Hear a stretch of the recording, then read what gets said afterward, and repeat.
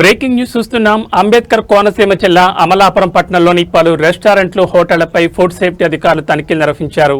ఈ తనిఖీల్లో municipal commissioner Nirmal Kumar, food inspector Ramayya పాల్గొన్నారు. అయితే ఎటువంటి ఫుడ్ టెస్టింగ్ పరికరాలు లేకుండా నామమాత్రంగానే తనిఖీలు జరిగాయని స్థానికులు విమర్శిస్తున్నారు.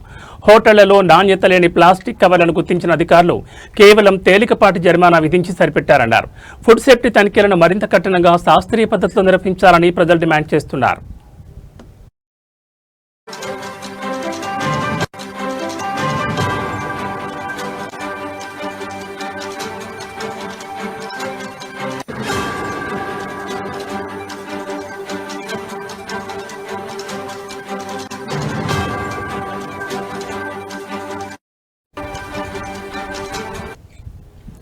బ్రేకింగ్ న్యూస్ చూస్తున్నాం. అంబేద్కర్ కోనసీమ జిల్లా అమలాపురం పట్టణంలోని పలు రెస్టారెంట్లు, హోటళ్లపై ఫుడ్ సేఫ్టీ అధికారులు తనిఖీలు నిర్వహించారు.